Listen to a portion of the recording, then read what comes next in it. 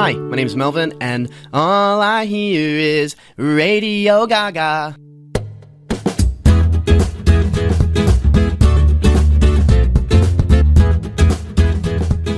Welcome to Cinematic Doctrine, a Christian movie podcast where we sit at the table of cinema and eat. Tonight we'll be dining on the Russo brothers' Avengers Endgame. Although Cinematic Doctrine primarily covers non-spoiler reviews, I think it goes without saying that if you haven't seen the film, you might want to skip this episode. I won't be covering any spoilers directly, but my thoughts regarding tone, theme, pacing, characters, and the like will all shed light on the film that you might otherwise prefer seeing blind, so consider this your warning. Concluding the grand tale of over 20 different movies, Endgame brings to close the 10-year adventures of Iron Man, Captain America, Thor, Hulk, Black Widow, and Hawkeye. Alongside them, we find heroes they met during their journey, from Paul Rudd's Ant-Man to the newly introduced Captain Marvel. Fans have been waiting for this moment, and they sure made it evident with their wallets, as pre-sales put a whopping $250 million domestic income in view for just the opening weekend. And as I write on Sunday evening, the film has already surpassed expectations and made over $350 million. Of course, that's only looking at the domestic box office, as the global total has already broken $1 billion, which is astonishing when considering the film has had incredibly limited marketing. Virtually no interviews discussing plotline, and even Kevin Feige and the Russo brothers joke that the trailers were largely inaccurate and misleading. But we all know the film has been marketed. It's been marketed for the last decade by 21 movies. And leaning on the success of those movies makes it clear why Endgame not only has completely decimated the box office, but is already halfway to beating James Cameron's Avatar for highest box office run in just 5 days.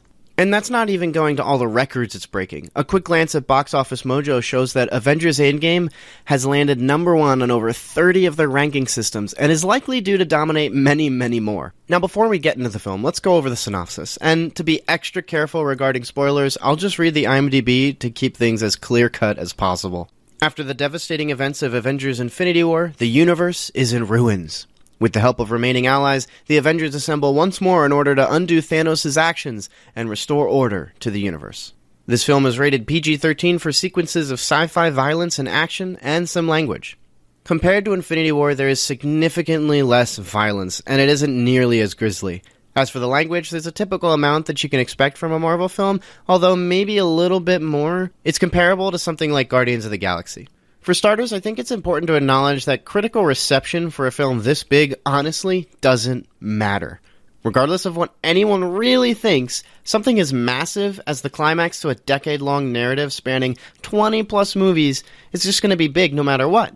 The success of the whole thing, pulling off serviceable films for a little over a decade, is quite fantastic. Kevin Feige should really pat himself on the back for this one. There's also the fact that a lot of fans have watched these movies since they started releasing back in the late 2000s. I remember being in middle school when Iron Man released and loving every minute of it. I couldn't tell you how many times I had rewatched it, and even now I have fond memories of seeing each Marvel film as they released. Well, most of them. Suffice to say, this is a cultural phenomenon that has grown with many fans, and in some sense defined a chapter of many people's lives, from conversations at parties to late evenings with friends, and some even making wonderful cosplays for conventions. As for me, I'm a bit more casual when it comes to the Marvel films. There was a time where I resented them, and that was likely due to some passive hipster trend I was adhering to, where I deluded myself into thinking non-Marvel films were just inherently better because they weren't Marvel movies, when the reality is that's just not true. I think most people have had some taste of this attitude in certain aspects of their lives. Some people get it with music, refusing to listen to what's popular because it's drivel or too poppy for their interests. Therefore, it must be significantly worse, right? Of course, that was immature and absurd, because there are good Marvel films. Winter Soldier is wonderful. Guardians of the Galaxy breaks into its own mold, and even the initial Avenger film is quite spectacular.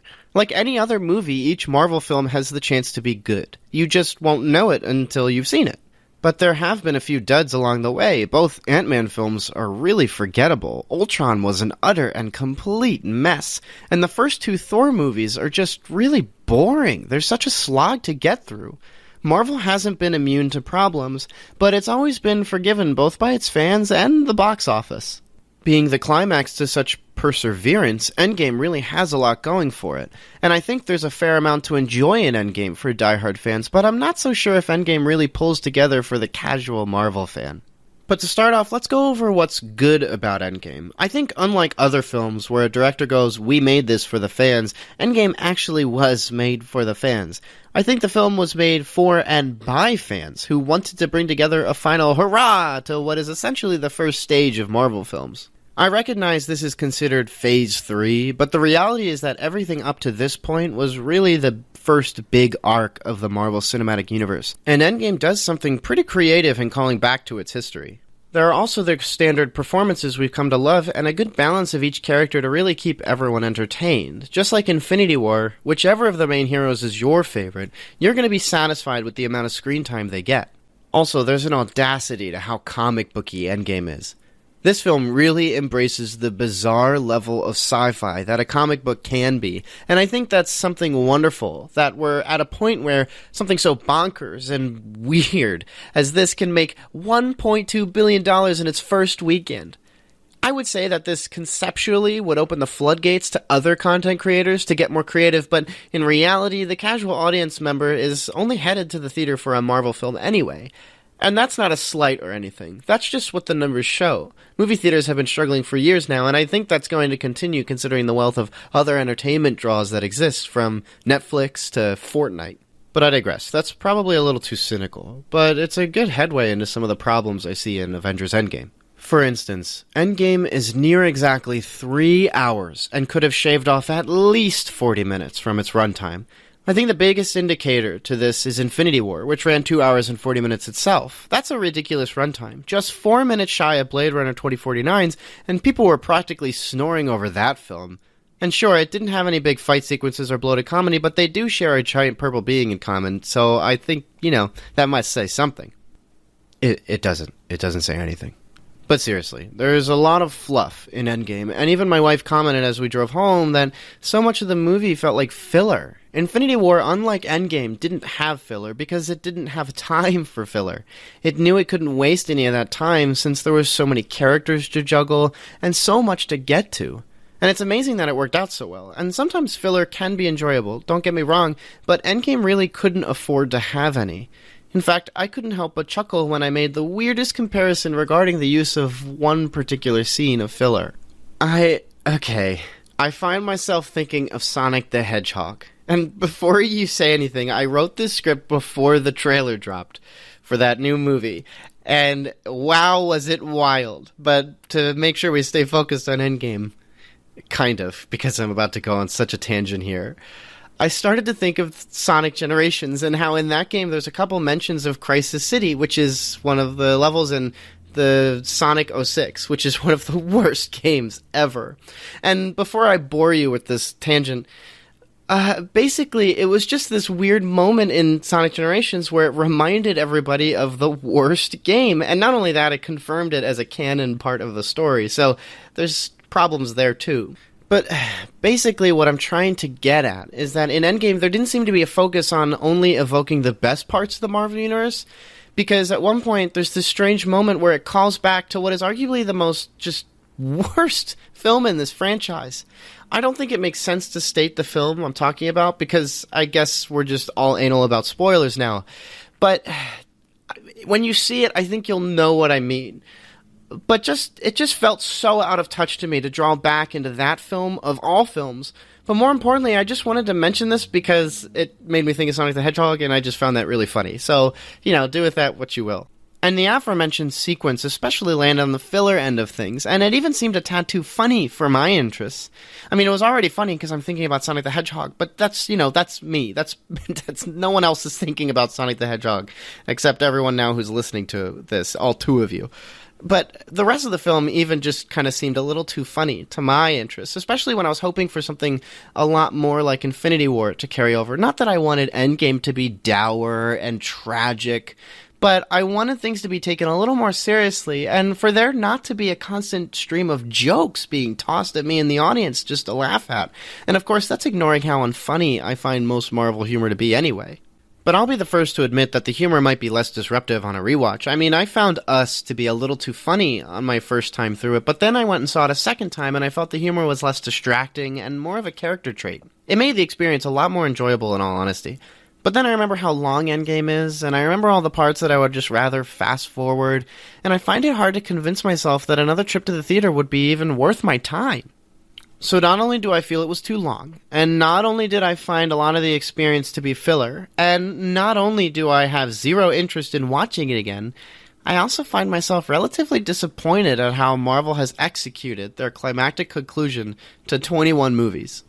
I'm in the minority here, especially when people are giving this film a collectively higher rating than The Dark Knight, The Godfather Part 2, Return of the King, The Good, the Bad, and the Ugly, and basically every other film that's dominated the top 250 movies on IMDb.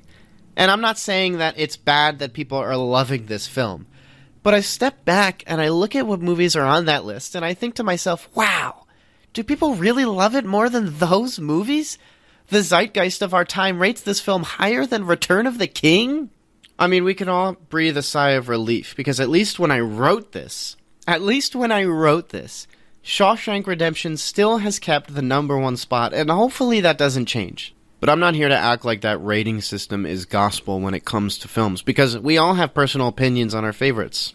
I love a lot of the standard greats as much as the next guy, but my top 4 is a bizarre mix of borderline exploitation and surreal expression, which, by the way, I've swapped They Look Like People with Sleepaway Camp as one of my top 4, so, just a little update on that. What I'm really trying to emphasize is narrative comparison. I wasn't only thinking of Sonic the Hedgehog when watching Endgame, so, let's just, put that aside, let's just ignore that. I was thinking a lot about Return of the King, and part of that has to do with the runtime memes that were being posted prior to release, as many were making jokes about how they could sit through Return of the King without having to go to the bathroom, so Endgame wouldn't be a problem.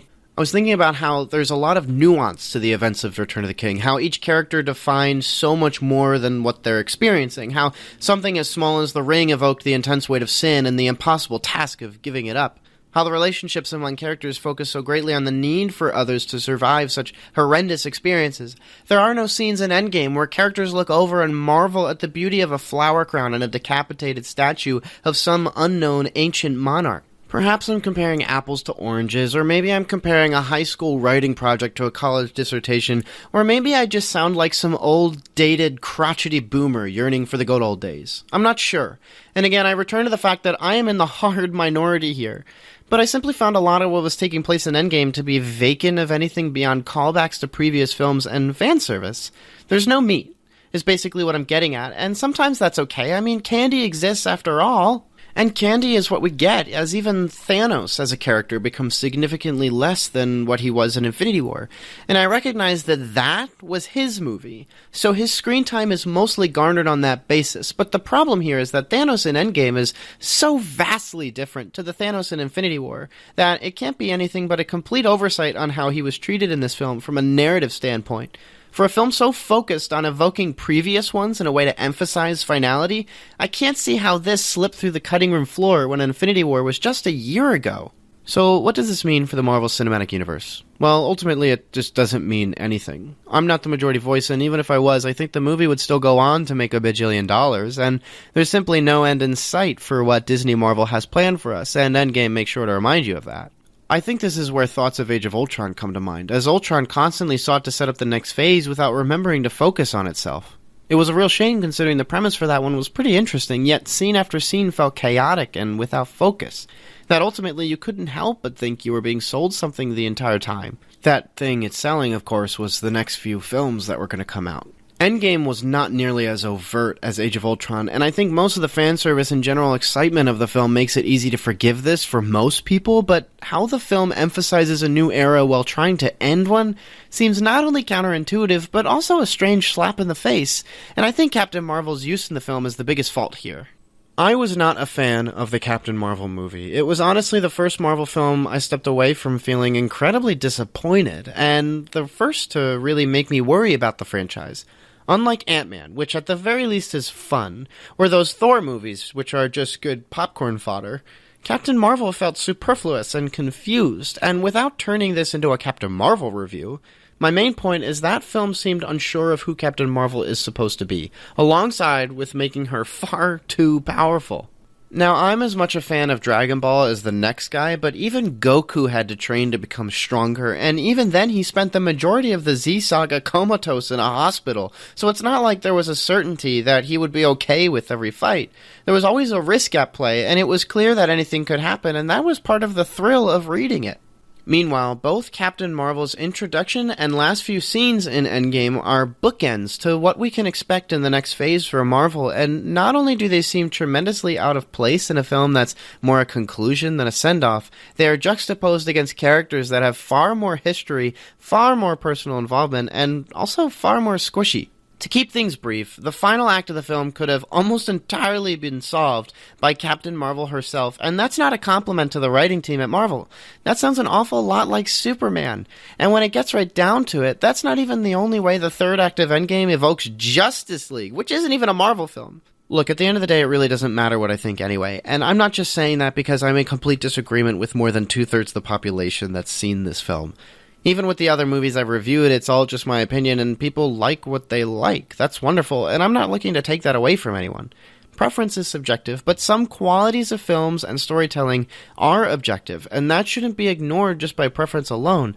And I feel there's a lot being ignored about this film by looking at it through rose-colored glasses, and, that's just where I stand with Endgame. And with that, thank you so much for tuning into this episode of Cinematic Doctrine. If you saw Endgame, what did you think of it? I'm sure you liked it more than I did, so feel free to sound off with an email to cinematicdoctrine@gmail.com or check me out on Facebook at Cinematic Doctrine.